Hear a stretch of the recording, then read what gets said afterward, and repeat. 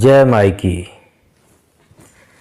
खुशहाली जी और प्रवीण जी ने तंत्र मार्ग में भगवती काली की साधना में, भगवती पीताम्बरा बगलामुखी की साधना में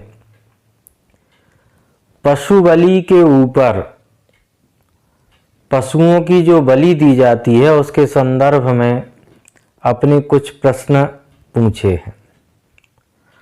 उन्हीं प्रश्नों से संबंधित कुछ और भी प्रश्न हैं जिनके उत्तर साधकों को जानने चाहिए, समझने चाहिए। तो आज की चर्चा इन्हीं प्रश्नों पर आधारित होगी। वे प्रश्न हैं, क्या काली इत्यादि जो 10 महाविद्याएं हैं उन सभी महाविद्याओं में बलिदान, पशु बलि का विधान बताया गया है? बलिदान कितने प्रकार के होते हैं? बलिदान करना क्यों आवश्यक है? कितने प्रकार के बलिदान तंत्र मार्ग में प्रचलित हैं, किए जाते हैं और वे क्यों आवश्यक हैं, इस पर भी चर्चा करेंगे। क्या बलिदान का कोई वैज्ञानिक कारण भी है, कोई मनोवैज्ञानिक कारण, कोई वैज्ञानिक कारण इस तंत्र साधना में जो बलिदान है उसका समझा जा सकता है, निकल करके आता है? इस पर भी चर्चा रखेंगे। क्या बलि प्रथा के बिना तंत्र साधना असंभव है? ये भी समझने योग्य है कि अगर तंत्र साधना में बलिदान को अलग कर दिया जाए, तंत्र साधना से बलिदान को पृथक कर दिया जाए, तो क्या तंत्र साधना असंभव है, फिर नहीं की जा सकती? इस पर चिंतन करना आवश्यक है। और वास्तविक बलिदान क्या है? जो बलिदान या बलि प्रथा हम देख रहे हैं, इसके अलावा भी वास्तविक यदि कोई बलिदान है तो उसको भी समझना चाहिए। बलि के नाम पर आजकल मंदिरों में क्या हो रहा है? जो शाक्त साधना के स्थल हैं, शक्ति की आराधना साधना के स्थल हैं, उन पर वर्तमान समय में बलि के नाम पर क्या हो रहा है, इस पर भी विस्तृत चर्चा रखने का प्रयास करेंगे। और क्या स्वार्थी मनुष्य तंत्र के नाम पर पापाचार में संलग्न हो रहा है? मनुष्य जिसकी अपनी प्रवृत्ति ही स्वार्थी होना है, क्या वह मनुष्य तंत्र के नाम पर बलिदान या बलि परंपरा में रत होते हुए पापाचार कर रहा है, पापाचार में संलग्न हो रहा है? ये समझने की आवश्यकता है। पशु बलि मांस भक्षण की हवस का परिणाम क्या है? कितने भयानक इस मांस भक्षण के परिणाम हो सकते हैं, या क्या उससे अच्छाई हो सकती है? इस पर भी बात की जानी चाहिए। भगवती जो जगदम्बा है, जगत जननी है, जिसकी सभी संतान है, पशु भी उसकी संतान है, मनुष्य भी उसकी संतान है, तो ये जो जगत जननी है इसका स्वभाव क्या है और जगत जननी का अर्थ क्या है, ये भी इस पूरी चर्चा में समझने योग्य है। क्योंकि जिसके लिए बलि दी जाती है वो तो माई ही है, तो वो जगत जननी है, जगदम्बा है, तो उसको समझना जरूरी है। और अंत में क्या पशु बलि बंद होना चाहिए? पशु बलि अगर सही नहीं है तो क्या उसे बंद होना चाहिए, या उसे तंत्र मार्ग में एक विशिष्ट स्थान प्राप्त है, इसलिए जैसा चल रहा है वैसा ही चलते रहना चाहिए? तो इन सभी प्रश्नों पर एक विस्तृत चर्चा करने का प्रयास करते हैं। सबसे पहले, क्या बलि जो काली इत्यादि 10 महाविद्याएं हैं उन सभी में बलि के विधान है? ये तो सत्य है। तंत्र मार्ग में जो विशिष्ट शक्तियां हैं वे 10 महाविद्याएं हैं, और उन सभी की जो पूजा पद्धति है उसमें बलि का विशेष महत्व बताया गया है। तो 10 महाविद्याओं की बलि दी जाती है, यह सत्य है। किसी महाविद्या के लिए बहुत विशिष्ट बलिदान है, किसी के लिए किसी और तरह से है, पर सभी में बलि की विधान बताया गया है। बलिदान कितने प्रकार का होता है? बलिदान 2 प्रकार का होता है, क्योंकि तंत्र के 2 मार्ग हैं, दक्षिणाचार और वामाचार। तो जो दक्षिणाचारी हैं वे भी बलिदान करते हैं और वामाचारी तो बलिदान करते ही हैं। दक्षिणाचारी जो साधक होते हैं वे नींबू, नारिकेल अर्थात नारियल और फल इत्यादि का बलिदान करते हैं, या किसी विशिष्ट प्रयोजन से वे किसी पशु का पुतला बना करके उसका भी बलिदान करते हैं। इस तरह का विधान दक्षिणाचारियों के लिए बताया गया है। उसी तरह से वामाचारियों के लिए सीधा सीधा पशु बलि करने का विधान बताया गया है। तो वे पशुओं की बलि करते हैं, जिसमें बकरे की बलि है, भैंसे की बलि है, और भी मुर्गे इत्यादि की बलि है, और भी अनेकों प्रकार की बलियां वो देते आए हैं, और इसकी परंपरा आज भी है। क्योंकि तंत्र मार्ग में 2 प्रकार के से पूजा बताई गई है, एक तो शुष्क पूजा और एक आर्द्र पूजा। तो जो आर्द्र पूजा है वो पूजा के विषय में कहा गया है कि आर्द्र पूजा करने से तंत्र मार्ग में बहुत शीघ्रता से उपलब्धियों को प्राप्त किया जा सकता है, ऐसा कहा गया है।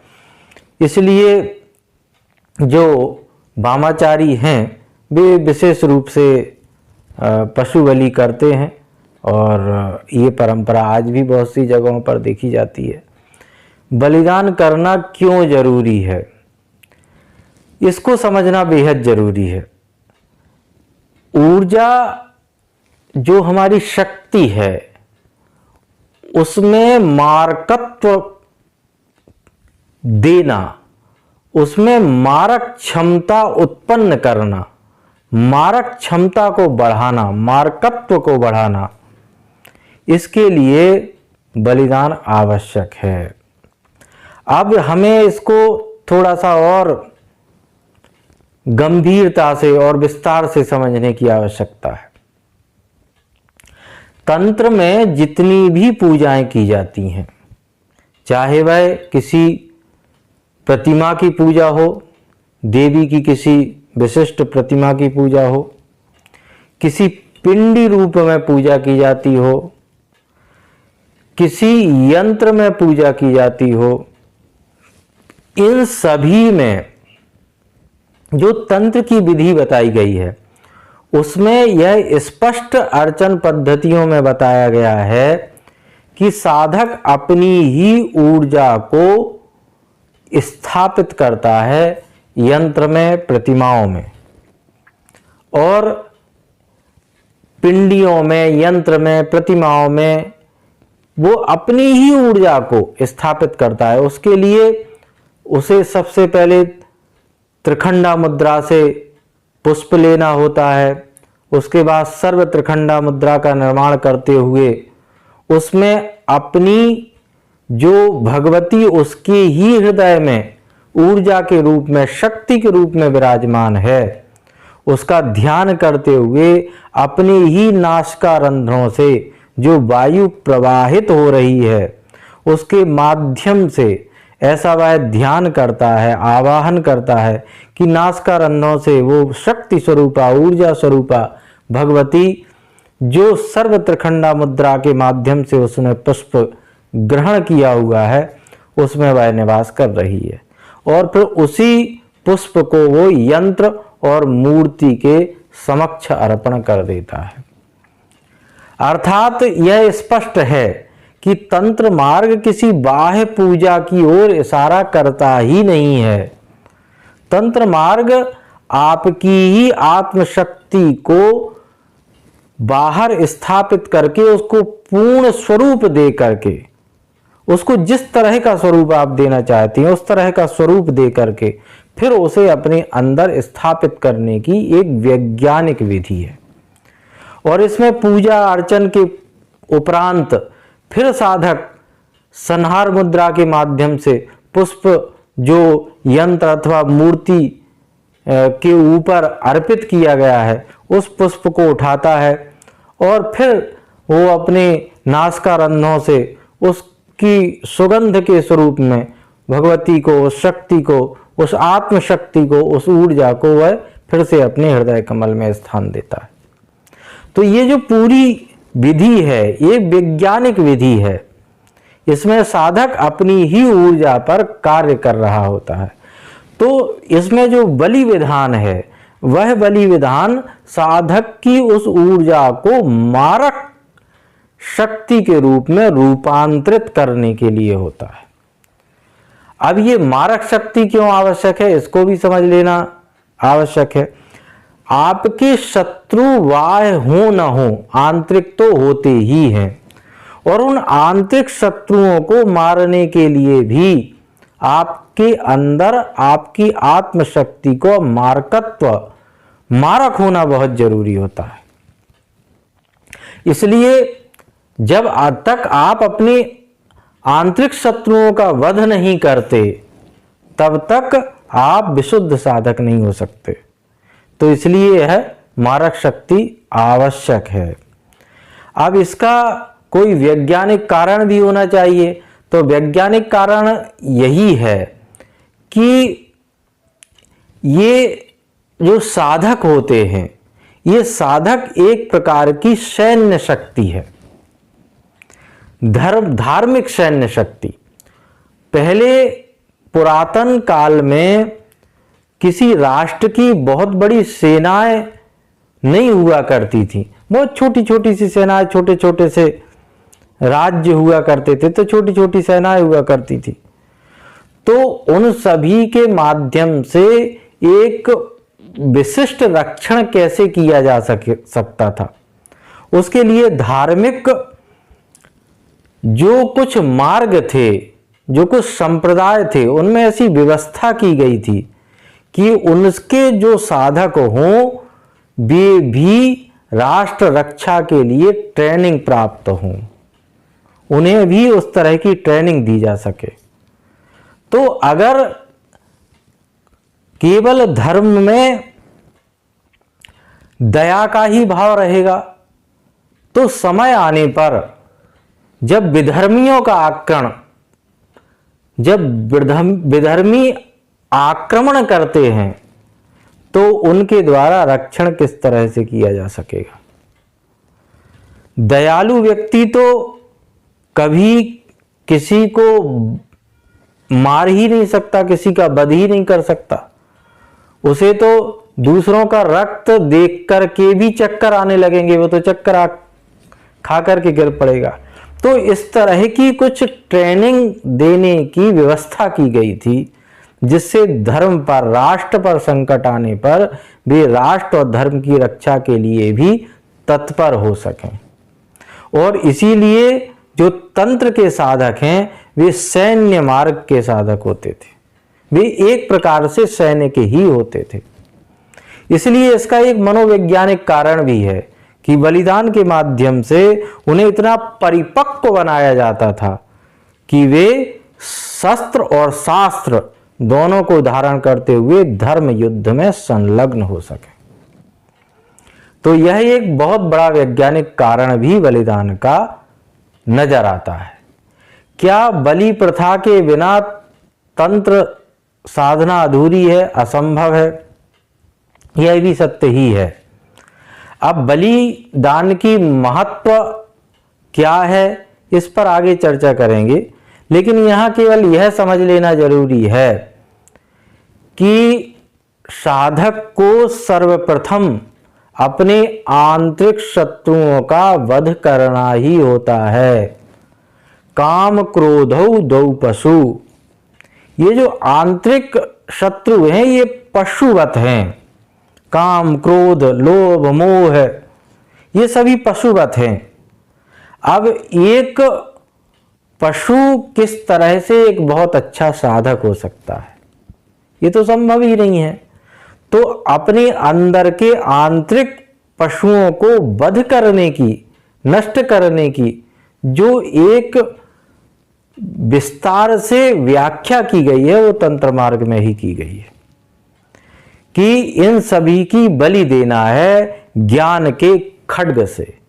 तो ज्ञान के खड्ग से काम, क्रोध, लोभ, मोह इत्यादि जो बहुत सारे पशु हैं, इन सब का बलिदान किया जाता है। इसीलिए इस बलिदान के बिना तंत्र का मार्ग अधूरा है, प्रारंभ भी नहीं हो सकता। तो इसलिए तंत्र मार्ग में बलिदान अभिन्न है और इसीलिए बिना बलिदान के तंत्र साधना को भी असंभव ही माना जाना चाहिए। और वास्तविक बलिदान भी यही है। काम, क्रोध इत्यादि जो पशु हैं, इन सब का बलि करना ही बलिदान है, क्योंकि ये जो काम, क्रोध नष्ट हो जाते हैं तो आपके अंदर विवेक का उदय होता है, आप विवेकी मनुष्य हो जाते हैं। आपको यह समझ में आने लगता है कि अगर एक छोटे से स्वार्थ की बलि दे दी जाए एक बहुत बड़ा कार्य साधने के लिए, तो ये कोई नुकसान का सौदा नहीं है। जैसे यदि एक परिवार संकट में हो तो परिवार के एक व्यक्ति को छोड़ा जा सकता है, उसको त्यागा जा सकता है। यदि एक नगर संकट में हो तो परिवार का त्याग किया जा सकता है। यदि राष्ट्र संकट में हो तो एक नगर का त्याग किया जा सकता है। उसी तरह से तंत्र मार्ग में भी कुछ विशिष्ट प्राप्त करने के लिए कुछ क्षुद्र वस्तुओं का त्याग करना, बलिदान करना, छोड़ना आवश्यक बताया गया है। तो ये तभी किया जा सकता है जब पशु भाव से साधक मुक्त हो जाए। तो जब भी आप किसी चीज का बलिदान करते हैं, इसको इस तरह से समझने की आवश्यकता है, जैसे आप फल खाते हैं तो फल को खा लेने से फल तो नष्ट हो जाता है, लेकिन वह ऊर्जा के रूप में रूपांतरित हो जाता है आपके शरीर में, और फिर उस शरीर के माध्यम से आप धर्म के लिए, आप राष्ट्र के लिए, आप प्रकृति के लिए बहुत अच्छे अच्छे कार्य कर सकते हैं। उसको आप बहुत कुछ दे सकते हैं। तो प्रकृति ने आपको फल दिया एक छोटे से रूप में, और आप उस फल को ग्रहण करके, उस फल को नष्ट करके, उसकी ऊर्जा को प्राप्त करते हुए प्रकृति को बहुत व्यापक बना देते हैं। उसके पक्ष में बहुत ही अच्छे अच्छे कार्यों को साधने लगते हैं। इसको कहा जाएगा वास्तविक बलिदान। इसके विरोध में यदि कोई व्यक्ति केवल उस फल को ग्रहण ही करे और फल को ग्रहण करने के बाद भी प्रकृति को भी नष्ट करने लगे, तो ऐसे व्यक्ति को साधक नहीं कहा जा सकता। ऐसा व्यक्ति तो पशु ही है। और यदि कोई पशु एक पशु का बलिदान करता है तो वह पापाचार की श्रेणी में ही रखा जाएगा, वह साधकों की श्रेणी में नहीं आ सकता। पशु यदि पशु का बलिदान करता है तो यह पापाचार है, और साधक यदि किसी विशिष्ट कार्य को साधने के लिए किसी एक छोटी सी वस्तु का बलिदान करता है तो उसको साधक कहा जाता है, और यह धर्म की श्रेणी में आता है। इसको बड़ी बारीकी से समझने की आवश्यकता है। और इसको न समझते हुए ही वर्तमान समय में बलि के नाम पर मंदिरों में पापाचार ही हो रहा है। एक पशु का मंदिर के बाहर विक्रय किया जा रहा है, जो निरीह है, निरीह पशु को बाहर बेचा जा रहा है, और फिर उसको कुछ पैसा दे करके कुछ पशुवत व्यक्ति, जिनकी अपनी धारणाएं पशुवत ही हैं, जिनके अंदर काम, क्रोध, लोभ, मोह, अहंकार, ईर्ष्या, द्वेष, शत्रुता, ये सब कूट कूट करके भरी हुई है, वो अपने इन्हीं दोषों को और व्यापक करने के लिए उस पशु को धन दे करके खरीद रहे हैं, मंदिर के अंदर ले जा रहे हैं, फिर किसी कुंड में किसी जल में उसे गिरा रहे हैं, फिर वहां से उस ठिठुरे हुए पशु को कड़घोड़ते हुए, खींचते हुए, घसीटते हुए किसी एक स्थान पर ले जा रहे हैं, फिर उसके ऊपर कुछ पूजन इत्यादि करते हुए उसका वध किया जा रहा है, उसे काटा जा रहा है। और यह दुर्दशा यहीं समाप्त नहीं हो रही है। उसके बाद उसको किसी कील पर लटका करके, जिस तरह से मनुष्य अपने वस्त्रों को उतार कर फेंक देता है, उस तरह से उसकी चमड़ी को खींचा जाता है। यह सब आंखों देखा हाल हम आपके सामने व्यक्त कर रहे हैं। और उस चमड़ी को खींच लेने के बाद फिर उसके मांस के कई टुकड़े किए जाते हैं, उसको ड्रमों में अलग अलग डाल दिया जाता है, और फिर बहुत सारे मांस के खाने वाले जो व्यक्ति हैं वो आकर के उन टुकड़ों को अलग अलग ले जाते हैं और पका करके खाते हैं। कुछ हिस्सा जिस व्यक्ति ने वो पशु खरीदा है उसको भी दे दिया जाता है। तो इस तरह की एक ये परंपरा मंदिरों के अंदर प्रायः देखने को मिलती है, और कई मंदिरों में तो सारा दिन यह क्रम चलता रहता है।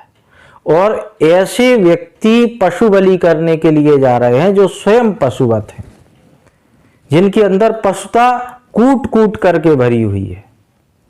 ऐसे व्यक्ति, ऐसे पशु अगर किसी पशु का बलिदान कर रहे हैं तो इसे धार्मिक दृष्टिकोण से कैसे देखा जा सकता है, धार्मिक क्रिया कैसे कहा जा सकता है। ये तो वैसा ही है जैसे जंगल में कोई पशु किसी छोटे और निर्बल पशु को मार करके खा रहा हो। ये तो कोई धार्मिक गतिविधि नहीं हुई, ये तो कोई आध्यात्मिक परंपरा नहीं हुई। तो इसको वास्तविक बलिदान कैसे कहा जा सकता है। और अधिकांश शाक्त साधना स्थलों पर सारा दिन जहां बलिदान होता है वहां ऐसा ही होता है पशुओं के साथ। और यह समझने योग्य है। यह जितना बीभत्स हमारे कहने के बाद आपको नजर आ रहा है, आपको सुनने में लग रहा है, उससे भी बहुत ज्यादा भयानक वहां देखने के बाद आपको प्रतीत हो सकता है। अब चूंकि वहां एक तरह का माहौल होता है इसी तरह का, इसीलिए ये सभी चीजें किसी को बुरी नहीं लगती। लेकिन अगर आप विवेक की दृष्टि से देखेंगे तो आपको वास्तविकता अवश्य ही समझ में आ सकती है। तो क्या जो स्वार्थी मनुष्य है वह तंत्र के नाम पर पापाचार में ही संलग्न होता जा रहा है? ये तो स्पष्ट बात है।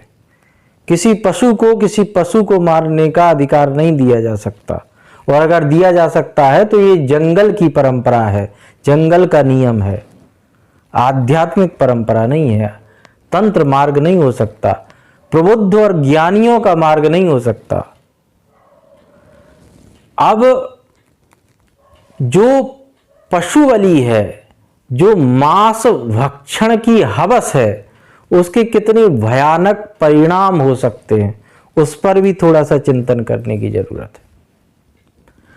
आप अगर आंकड़ों पर नजर रखेंगे, आप अगर थोड़ा शोध करेंगे तो आप पाएंगे कि जितना खाद्यान्न पृथ्वी पर उगाया जाता है उसका 50% से अधिक खाद्यान्न केवल पशुओं को खिलाया जाता है, और वह केवल इसलिए खिलाया जाता है ताकि उनसे मांस प्राप्त हो सके।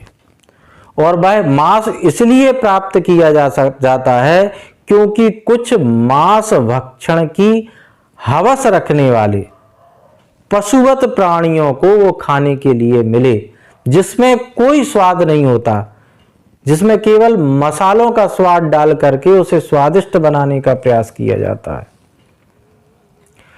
वो हवस उनकी पूरी हो सके, इसके लिए इतना बड़ा उपक्रम किया जाता है, इतनी बड़ी व्यवस्था की जाती है, और जिसका प्रकृति पर बहुत बड़ा बोझ पड़ता है, और प्रकृति नष्ट होने की ओर प्रतिदिन अग्रसर होती जाती है। इसको अगर आपको बिल्कुल व्यापकता से समझना है तो आपको इसके बारे में शोध करना होगा, आंकड़े ढूंढने होंगे। तो आप समझ सकते हैं कि यह कितना खतरनाक हो सकता है। अब दो प्रश्न हमारे इस वक्तव्य से हमारे ऊपर उठाए जा सकते हैं। एक तो यह है कि अधिकांश व्यक्ति ये कह सकते हैं कि आपने बहुत जगहों पर पशु बलि की चर्चा करी है और आप ही इस तरह से अब बोल रहे हैं कि पशु बलि एक पापाचार की श्रेणी में रखी जानी चाहिए। तो यह विरोधाभास क्यों है? हमने जहां भी कहीं, वैसे प्रायः हमारा जहां तक ध्यान है पशु बलि की चर्चा नहीं की है, बहुत कम ही की होगी, पर जहां कहीं भी हमने चर्चा रखी है वो विशुद्ध साधकों के लिए रखी गई है, जो ऊर्जा का सदुपयोग करना चाहते हैं, जो ये जानते हैं कि प्रकृति के द्वारा यदि वो किसी फल को ग्रहण कर रहे हैं तो उससे जो ऊर्जा प्राप्त हो रही है उसको 1000 गुना उन्हें प्रकृति को कैसे वापस करना है। वो स्वयं को बहुत उपयोगी बना करके चलते हैं, स्वयं की ऊर्जा को प्रकृति के लिए उपयोगी बना देते हैं। इसलिए अगर वे किसी एक पशु का बलिदान करते हैं जीवन में कभी एक आध बार, तो उससे बहुत बड़ा हित साधने का ही प्रयास करते हैं, प्रकृति का, धर्म की और राष्ट्र की रक्षा के लिए उसका उपयोग करते हैं। लेकिन ये जो नित्य नैमित्तिक रूप से हजारों बलियां प्रतिदिन हो रही हैं और पशुवत व्यक्ति कर रहे हैं, इससे कौन सा राष्ट्र का, प्रकृति का या धर्म का हित होता है, यह समझने की आवश्यकता है। तो इसलिए यह कोई विरोधाभास नहीं है। जहां भी तंत्र में वर्णन किया गया है वो प्रबुद्ध व्यक्तियों के लिए किया गया है, ज्ञानवान विवेकशील व्यक्तियों के लिए किया गया है, और उन व्यक्तियों के लिए कहा गया है जिन्होंने अपने अंदर की पशुता को समाप्त कर दिया है।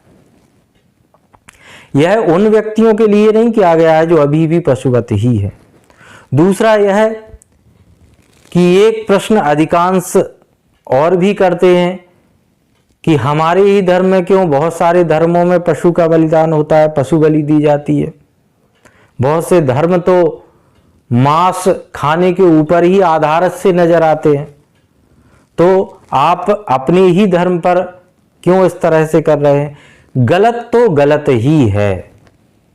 जहां व्यापक रूप से मिथ्याचार किया जा रहा है, जहां व्यापक रूप से गलत किया जा रहा है, वहां वो व्यापक रूप से उस गलती के भागीदार हैं, उस त्रुटि के, उस प्रकृति को जो वो विशुद्ध करने का, जो अशुद्ध करने का प्रयास कर रहे हैं, विषाक्त करने का प्रयास कर रहे हैं, उसके प्रति वे ज्यादा जिम्मेदार हैं।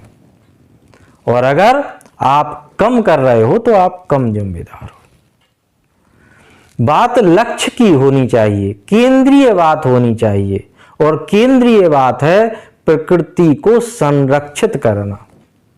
आपके किसी भी कार्य से यदि प्रकृति संरक्षित हो रही है तो निश्चित रूप से वह कार्य श्रेष्ठ होना चाहिए। और इस तरह से तो कहा ही नहीं जाना चाहिए कि यदि पशुओं का वध नहीं किया जाएगा, उनको मार करके नहीं खाया जाएगा, तो पूरी पृथ्वी पशुओं से भर जाएगी। ऐसा नहीं होता। आज जितने पशुओं का बलिदान किया जा रहा है, बलि दी जा रही है, इनका मांस खाया जा रहा है, मांस भक्षण किया जा रहा है, वे स्वाभाविक रूप से पैदा नहीं हो रहे हैं, उनको कृत्रिम रूप से पैदा किया जा रहा है, उनकी खेती की जा रही है। एक भाषा में कहा जाए तो उनकी खेती सी की जा रही है, उनको पैदा किया जा रहा है, उनको पाला पोसा जा रहा है, और इसीलिए पाला पोसा जा रहा है ताकि उनके मांस को खाया जा सके। तो यह कह देना भी निरर्थक ही है कि अगर इन पशुओं को नहीं मारा जाएगा तो ये पृथ्वी उनसे भर जाएगी। जिन पशुओं को मार करके नहीं खाया जाता, क्या उन सभी पशुओं से पृथ्वी भर गई है? और मनुष्य को मार करके नहीं खा रहा है तो क्या मनुष्य से ये पूरी पृथ्वी भर गई है, ऐसा नहीं हो सकता। ये व्यर्थ की बातें हैं, ये कुतर्क हैं जिन्हें कभी कभी व्यक्ति व्यक्त करता है, जिसे नहीं करना चाहिए। अब हमें यहाँ यह भी समझने की आवश्यकता है कि जगदम्बा और जगत जननी जो एक पशु की भी माँ है और उस व्यक्ति की भी माँ है जो पशु बलि कर रहा है, पशु को काट करके खा रहा है। तो ये जो जगत जननी है, ये ऐसी क्यों है कि पशु को मारा जाए, पशु का बलिदान किया जाए? तो यहां हमें यह समझने की आवश्यकता है कि जो जगत जननी है उसका जो स्वरूप है वह सृष्टि, स्थिति और संहार के क्रम को बढ़ाने का है। भगवती के द्वारा मनुष्य की सृष्टि भी होती है, पशु की सृष्टि भी होती है। भगवती के द्वारा मनुष्य का भी पालन पोषण होता है, पशु का भी पालन पोषण होता है, और इसी तरह से जो असुर हैं, राक्षस हैं, उनकी भी सृष्टि होती है, उनका भी पालन पोषण होता है। लेकिन जब वही राक्षस प्रकृति के को नष्ट करने में लग जाते हैं तो वही जगत जननी काली के रूप में अवतरित होकर के उनको उस पापाचार से मुक्त कर देती है। उनको मोक्ष देने के लिए, अपनी ही उस राक्षस रूपी संतान को मुक्त करने के लिए, पापाचार से मुक्त करने के लिए, मोक्ष देने के लिए उनका वध कर देती है। तो वे सभी उनकी ही संतानें हैं, राक्षस भी उनकी संतानें हैं और देवता भी उनकी ही संतानें हैं। लेकिन देवताओं का हित साधती है भगवती उनका रक्षण करके, और असुरों का हित साधती हैं भगवती उनका विनाश करके। तो अगर आपके अंदर भी आसुरी प्रवृत्ति है, राक्षसी प्रवृत्ति है, तो आप ये मत समझिए कि आपका रक्षण होता रहेगा, आपको भगवती के द्वारा ऐसे ही पाला पोसा जाता रहेगा। अगर आपके अंदर आसुरी प्रवृत्ति प्रविष्ट हो गई है तो आपका संहार उसी भगवती के खड्ग से सुनिश्चित हो जाता है। अब अंत में जो महत्वपूर्ण प्रश्न है वह यह है कि क्या पशु बलि बंद हो जाना चाहिए? नहीं, पशु बलि बंद नहीं की जा सकती, क्योंकि तंत्र का यह भी एक हिस्सा है, एक अंग है। किंतु पशु बलि नियंत्रित होनी चाहिए, ये बिल्कुल सही है।